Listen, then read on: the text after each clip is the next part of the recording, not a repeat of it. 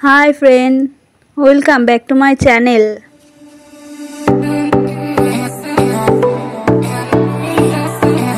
তো আমি এখন আছি মধ্যমগ্রামে এখানে আজকে গণেশ পুজো, যেহেতু গণেশ পুজো খুব বড় করেই গণেশ পুজো হয়, যেহেতু কালকে বিশ্বকর্মা পুজো ছিল সেহেতু অনেক জায়গাতে এখনও বিশ্বকর্মা ঠাকুর রয়েছে। এটা স্টেশনে আমি দাঁড়িয়ে, স্টেশনেই বিশ্বকর্মা ঠাকুর দেখছি, এখনও রেখে দিয়েছে। তো চলো তারপর দেখা যাক। তো চলে এসেছি লালপোলে, এখানে এই যে গণেশ পুজো হচ্ছে। তো চলে আসলো আমাদের পাড়াতে সব থেকে বড় ঠাকুর এটা।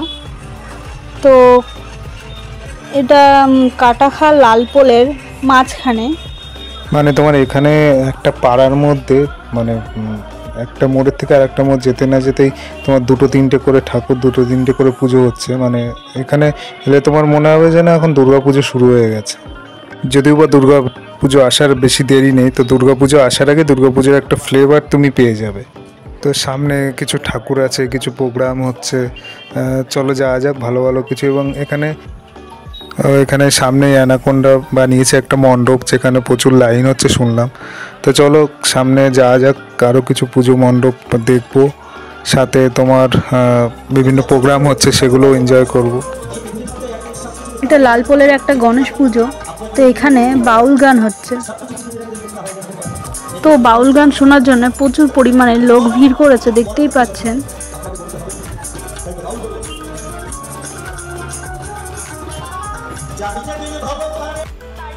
এখানে রাস্তাতেও দেখো প্রায় দুর্গা পুজোর মতো লাইন, ভিড়।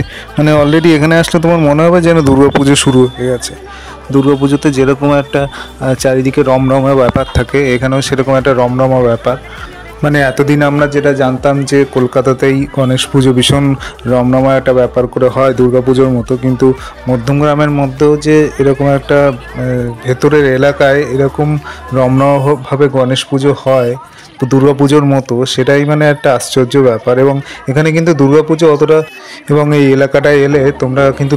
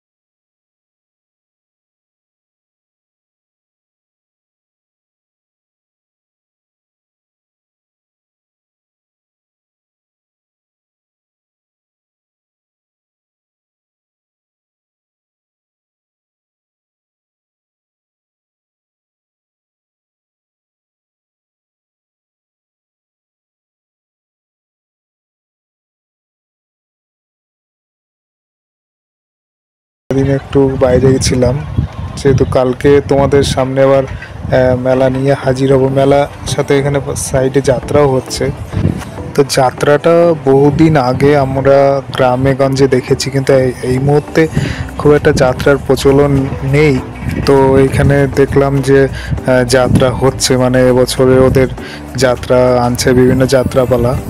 তো সেটা আজকে আর দেখবো না, কালকে আপনাদেরকে দেখাবো যাত্রা, কি যাত্রা হচ্ছে সেটা। আমিও বহুদিন পরে যাত্রা দেখিনি, যেহেতু বহুদিন আগে আমাদের ওখানে হতো, এখন আর হয় না।